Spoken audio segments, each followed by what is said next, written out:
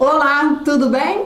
Olha só, Claudete Pessoa, tô falando com você que está aí enfrentando um edital para concurso e lá no seu edital, além da lei do processo eletrônico, né, tá lá a resolução do Conselho Nacional de Justiça, resolução 185 de 2013, que já sofreu alterações, né, então aqui devidamente atualizada. E aí nós temos aqui as regulamentações, né, as orientações, porque você sabe que o Conselho Nacional de Justiça é um órgão administrativo, não exerce jurisdição, né?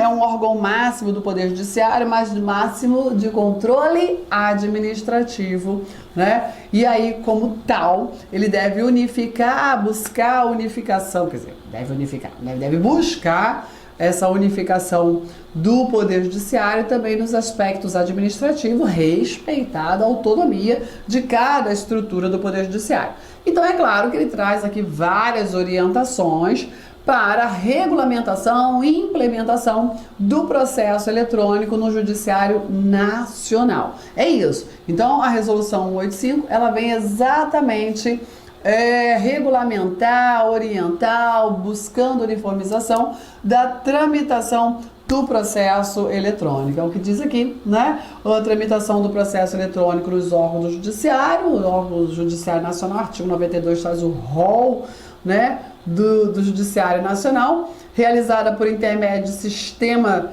do Processo Judicial Eletrônico, PJE, é disciplinada por essa resolução, pelas normas específicas expedidas aí pelos respectivos conselhos e tribunais, que não conflitem com essa regra do CNJ. Então, assim, o CNJ diz o seguinte, olha só, o Judiciário Nacional, vocês são dotados de autonomia, é claro, né? Mas aqui nós temos um órgão de controle e nós temos uma lei, né, de aplicação nacional, que é a Lei do Processo Eletrônico, a Lei 11.419 de 2006, e só agora em 2013, né, estamos regulamentando essa implementação para o bem de todos, até porque o objetivo é que haja uma integração total entre os diversos sistemas de processamento, né, a título nacional, ok? Então, é esse o intuito, é essa meta, né, que o judiciário brasileiro seja totalmente integrado pelo processo eletrônico. Que o processo físico, ele seja peça de museu, né? Olha, remonta, um fato histórico, né? Pois é esse o objetivo. E aí, sempre lembrando que o nosso foco aqui é o concurso público, né? Então aqui eu não estou falando para os advogados, nem para os servidores, não. Ok? Claro que essa resolução, assim como a lei, interessa a todos os, né, que operam, todos os operadores do direito, todos os atuantes do processamento, mas aqui o nosso foco não é esse, o nosso foco é a prova de concurso, ok? Então, muito cuidado se você já é advogado, se você já é servidor, cuidado, porque a prática atrapalha e acredite nisso, né? Quantas vezes eu já dei aula para advogados, para servidores, eu estou explicando, e aí você, Claudete, mas não é assim que está acontecendo. Mas, menino, você esquece o mundo real. Você tem que viver o mundo edital, ok? Essa ressalva é muito importante, porque muitas vezes eu recebo dúvidas dos alunos, né, os advogados, corretíssimas as dúvidas, os questionamentos, não estão errados não. Eu só estou falando que não tem foco no concurso. Para estudar para concurso tem que se ter atitude, metodologia, foco na prova, entendeu? Não é aqui para juntar petição, não. É para acertar a questão da prova, tá bom? Então vamos lá? O processo judicial eletrônico compreenderá o controle do sistema judicial nos seguintes aspectos. Controle da tramitação, que o objetivo é esse aqui, né? O que é PJE? Não é nada nem processo judicial eletrônico. O certo é o sistema de processo judicial eletrônico, tá? O símbolo é PJE, mas é o sistema, não é o processo eletrônico só, não, tá? Processo judicial eletrônico, não. Então, o sistema, ok? O sistema, melhor falar assim, né? Porque se a gente fala assim, o processo judicial eletrônico compreenderá o controle do sistema judicial, fica meio esquisito. Mas quando você entende que é um sistema, né, de processamento eletrônico, compreende o controle do sistema judicial nos seguintes aspectos. Controle da tramitação do processo. Quais os objetivos desse sistema? Né? Controle da tramitação do processo, padronização de todos os dados e informações compreendidos pelo processo judicial, né? Ainda que a gente não concorde com essa padronização, com esse formato, é assim que tem que ser, ok? Produção de registros e publicidade dos atos processuais. Nossa, a publicidade, né? A transparência, a ampla divulgação, né? Com o processo eletrônico, isso toma um volume, né? Muito grande, muito grande. O fornecimento de dados essenciais à gestão das informações necessárias aos diversos órgãos de supervisão, corregedoria, hein? Órgão fiscalizador, né? Controle e uso do sistema judiciário. Então, os órgãos de fiscalização, principalmente as corregedorias de justiça, elas, pelo sistema de processo eletrônico, lá, né, pode ser lá do interiorzão daquele estado, daquela região, mas a corregedoria ingressou lá no sistema, ela consegue ver se o servidor, se o juiz, se está todo mundo bonitinho, entendeu? Então, um órgão, né, de gestão de informações visando esse controle, ok? Esse é um dos exemplos desse controle, não é só esse não, ok? Bom, a própria resolução, assim como a lei do processo eletrônico, traz os conceitos, né? Nada de conflitante. Assinatura digital é um resumo matemático, computacionalmente calculado, a partir do uso de uma chave privada, que é o famoso token, né? E que pode ser verificado com o uso da chave pública, que é do sistema, estando o detentor do par de chaves certificado dentro da infraestrutura de chaves públicas brasileira, o ICP-BR, na forma da legislação específica. E a gente já falou disso lá no módulo do processo, da lei do processo eletrônico, né? Então, a pessoa devidamente credenciada pelos órgãos, né, credenciados, ela vai ter acesso ao sistema através de sua senha e vai ter ainda a chave privada, então ela vai combinar a chave pública com a chave privada e ao assinar aquele documento, aquela assinatura digital do documento é uma autenticação única, né? É um número único, é um resumo matemático, é um cálculo para aquele documento, né? Isso é muito interessante. Assinatura digital, assinatura eletrônica, mesma coisa.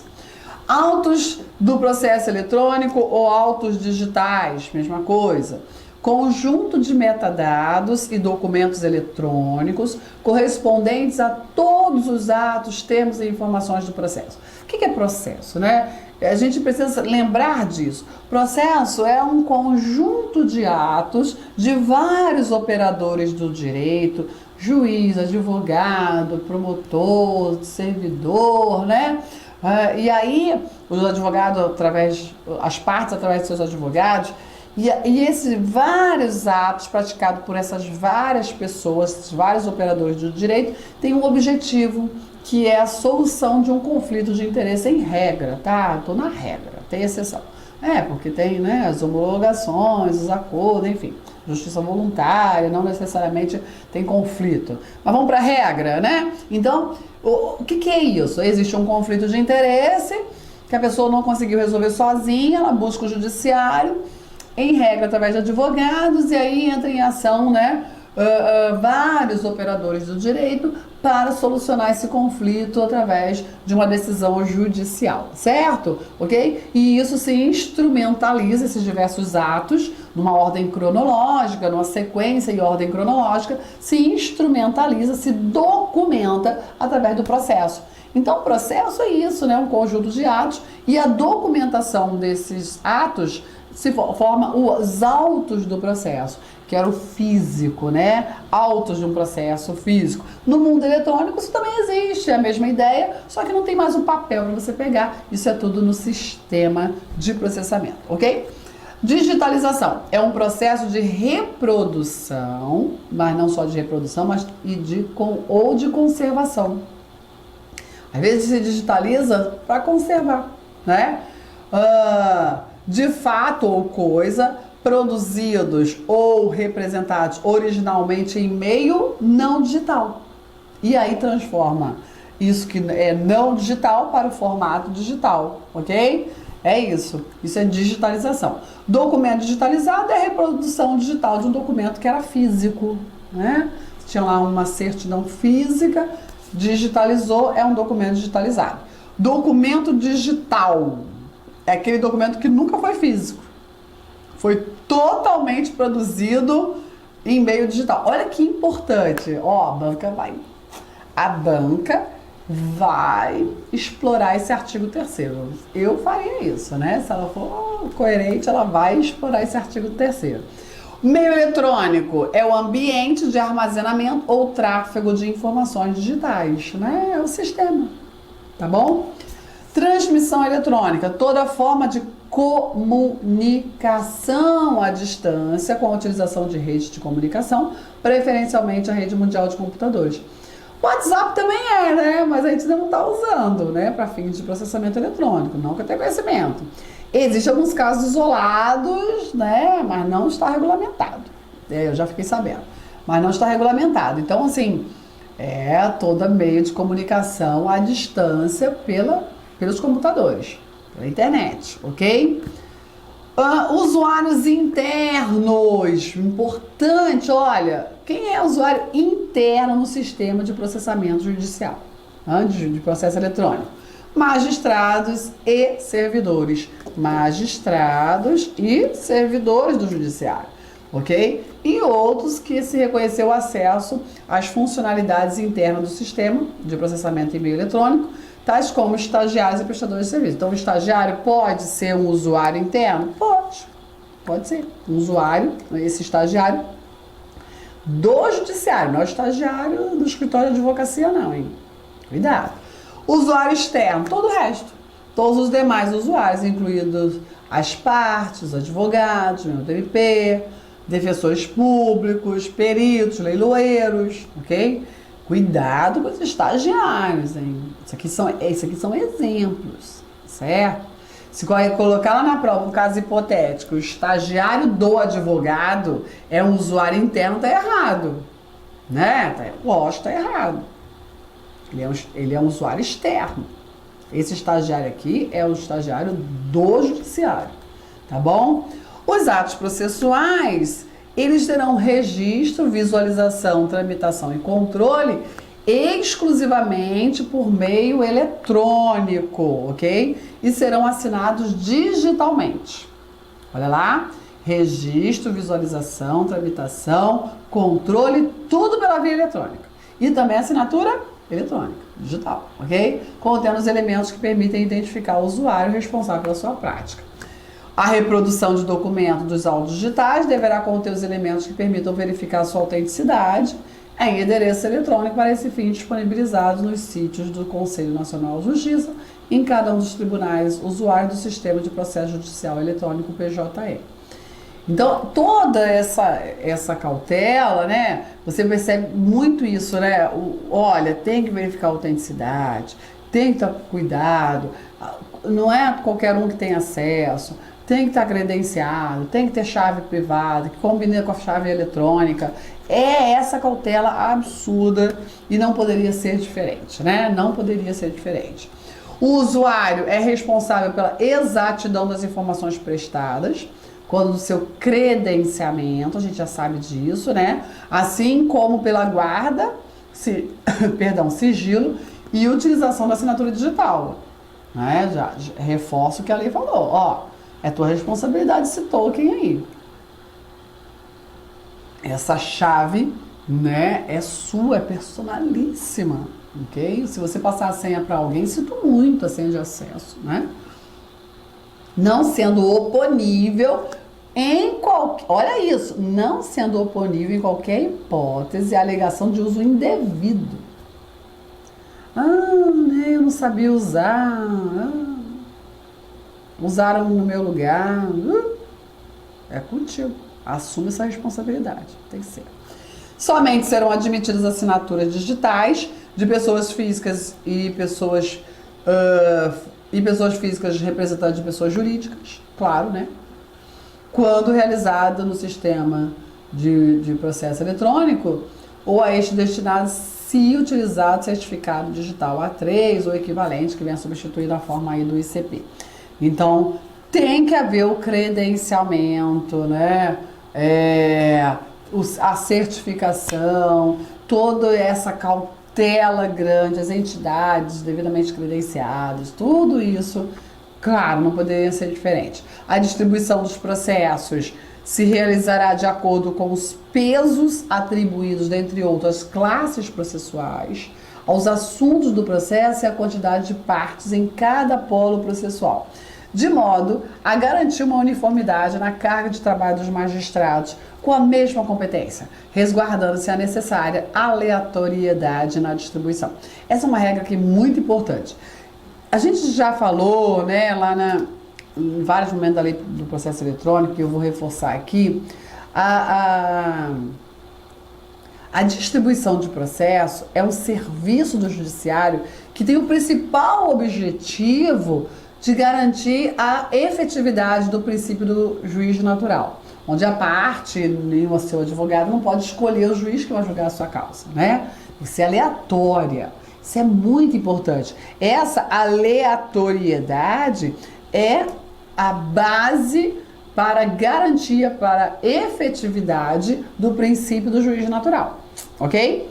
Agora, é fato que algumas ações são mais complicadas pela quantidade, pela natureza da ação, pelo volume de pedidos, pela quantidade de pessoas nos polos, né, ativos e passivos, seja como autores, seja como réus.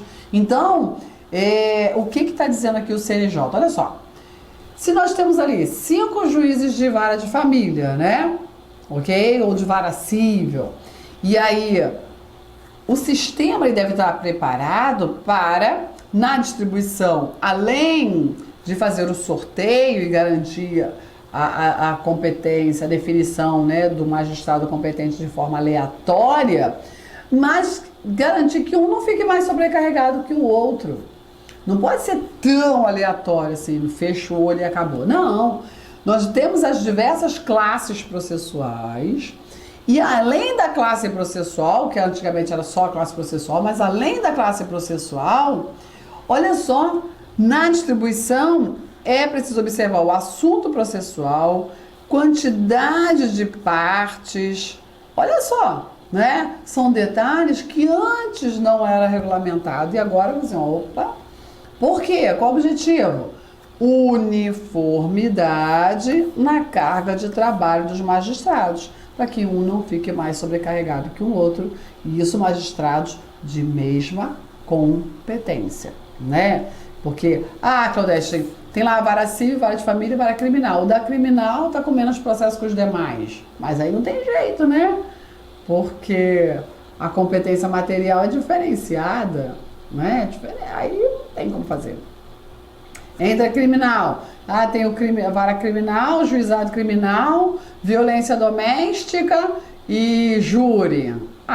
Sinto muito, são varas diferentes. Aí vai ter diferença, que palavra é essa? Diferença no volume, não tem como. Quem está no juizado de violência doméstica tem muito mais processo que os demais. O juizado criminal também. É isso mesmo. Entendeu? Então, dentro da mesma competência. Por isso que a resolução foi bem clara quanto a isso. A atribuição dos pesos referidos acima será realizada pelos conselhos, cada tribunal tem a sua realidade, cada corregedoria, cada matéria também, né? Então, quem vai fazer isso não é o CNJ, né? Cada conselho, cada tribunal, cada corregedoria que vai fazer essa atribuição dos pesos aí, orientando o sistema. No âmbito de suas competências, devendo ser criados grupos de magistrados de todas as instâncias para a validação das configurações locais, sendo possível a atribuição de um peso idêntico para cada um dos aspectos passíveis de configuração. Então, É isso. A gente não precisa só ter a exata noção de como isso se opera. A gente só precisa saber qual o objetivo, né? E aí eu acabei de te explicar. Sabendo o objetivo, você não precisa decorar esse texto, nem saber exatamente como funciona. Não vá além da questão. Fica na questão, ok? É isso que a banca, se a banca cobrar, é só para você ter uma noção de como funciona essa distribuição processual pela via eletrônica. A distribuição em qualquer grau de jurisdição será necessariamente automática e realizada pelo sistema imediatamente após o protocolo da petição inicial. Então, o advogado entrega lá no sistema de distribuição a sua petição inicial e aí, ao distribuir, cadastrar e distribuir ali, já está realizada a distribuição. Antigamente, não. Eu falo entrega, né? Como se fosse o físico, né? Eu ainda sou do tempo das cavernas. Mas é o envio da petição inicial, né? Isso, antigamente que era isso, né? Ele ia lá, entregava a petição inicial. Aí a petição inicial recebia um protocolo. Aí depois ia para o serviço de distribuição, para depois ser distribuído. Depois que distribuía, ia para o registro, para a autuação.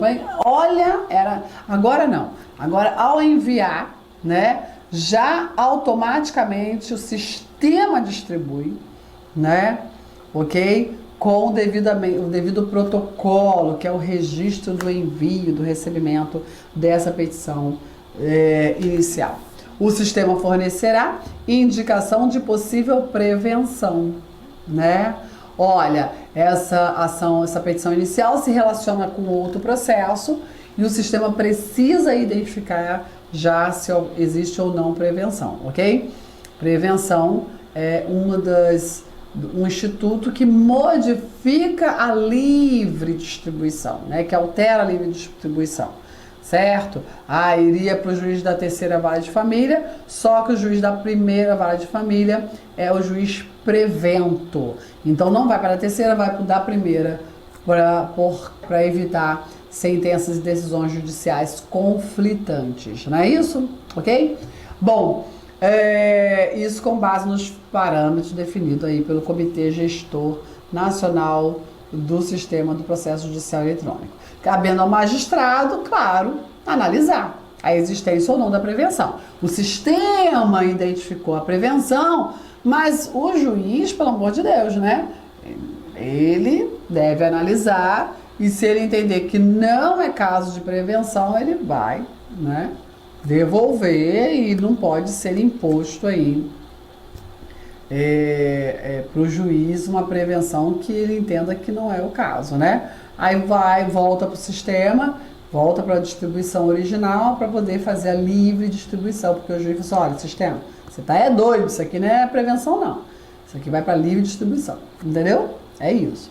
O que mais? É vedado criar funcionalidade no sistema para exclusão prévia de magistrado do sorteio de distribuição, por qualquer motivo, inclusive impedimento ou suspeição. Exclusão prévia não pode, porque o sistema ele tem que identificar as situações, entendeu? É nesse sentido.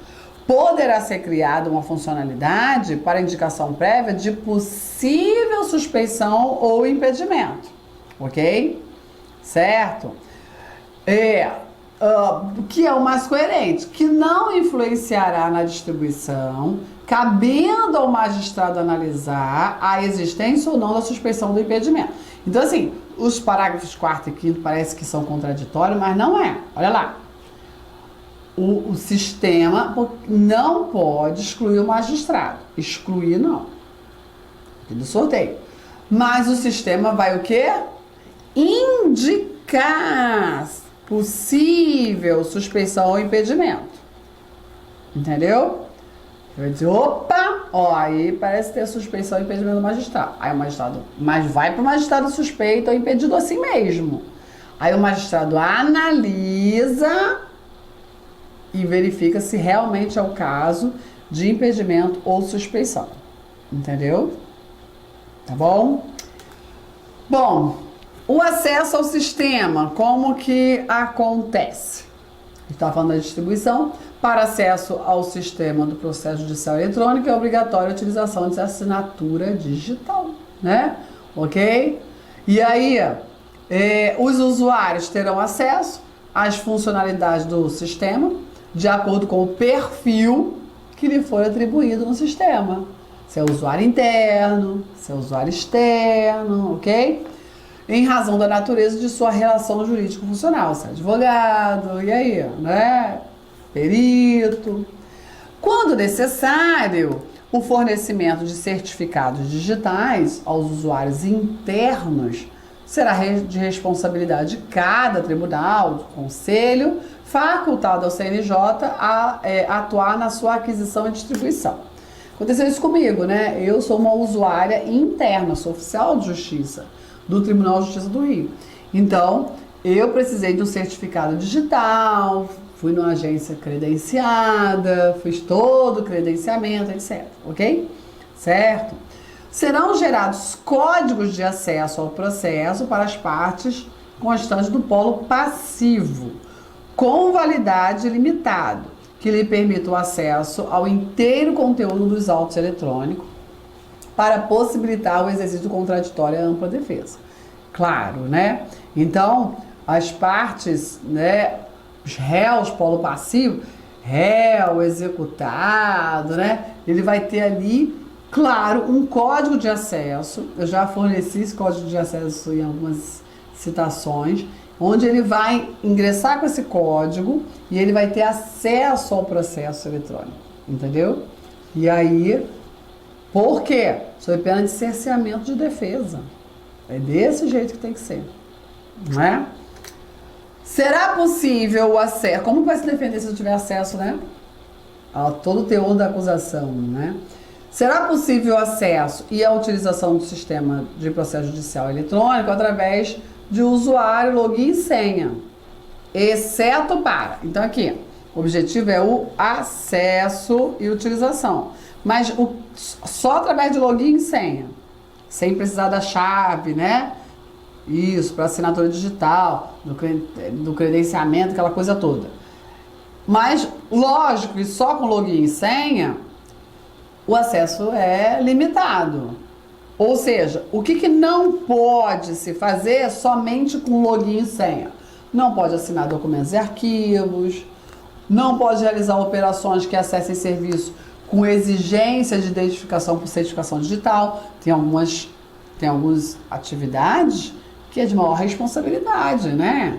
Não pode ser qualquer um e não pode ser só por login e senha, ok? Certo? Ó, uma revogação recente, 2016. Cuidado com essas alterações, que a banca adora uma novidade. O credenciamento dar-se-á pela simples identificação do usuário por meio do seu certificado digital e remessa do formulário eletrônico disponibilizado no portal de acesso. Isso devidamente preenchido e assinado digitalmente. Então faz o credenciamento digital. O cadastramento para uso exclusivo através de usuário, login, né? E senha deverá ser realizado presencialmente. A gente já falou isso lá no módulo da lei do processo eletrônico, né? Numa entidade devidamente credenciada, tem que comparecer e aquela coisa toda. As alterações de dados cadastrais poderão ser feitas pelos usuários a qualquer momento na seção respectiva do portal de acesso ao processo eletrônico, exceto as informações cadastrais obtidas no banco de dados credenciados, como da Receita Federal, Justiça Eleitoral, AB, porque não foi o usuário que forneceu, isso foi obtido nesses cadastros públicos, né? Que deverão ser atualizados diretamente lá. Tá com problema no seu CPF? Então você vai lá na Receita Federal, né? Ok? O sistema do processo judicial eletrônico estará disponível 24 horas por dia, né? Ininterruptamente. Não para, claro. Ressalvados os períodos de manutenção do sistema. Às vezes, né, é preciso, e aí tem comunicação prévia, né? A manutenção programada, as manutenções serão sempre informadas com antecedência, né? Tem que ser. E realizadas preferencialmente entre meia-noite de sábado e 22 horas de domingo. que é a hora de descanso, né, do povo. Ou entre 0 horas, meia-noite, né, e 6 horas nos demais dias da semana. E aí, isso é uma preferência, as manutenções programadas, todo sistema tem isso. Todo sistema tem isso. Considera-se indisponibilidade do sistema a falta de oferta ao público externo, diretamente ou por meio de web service, de qualquer dos serviços. Está indisponível a consulta ou áudio digital, está indisponível a transmissão eletrônica de atos processuais, está indisponível acesso a citações, estimações e notificações eletrônicas. Então aí o sistema está indisponível. Aí é diferente, né, dessa manutenção programada. Isso aqui prejudica, né, o usuário. Não caracterizam indisponibilidade as falhas de transmissão de dados entre as estações de trabalho do público externo e a rede de comunicação pública, assim como a impossibilidade técnica que decorre de falha nos equipamentos ou programa dos usuários. Então, às vezes o usuário está reclamando, mas o problema é no computador dele, na internet dele. E olha como a gente vive isso, né? A gente que é aqui de curso online, infelizmente, a internet brasileira é muito ruim, né? Melhorou, mas tem que melhorar muito ainda, certo?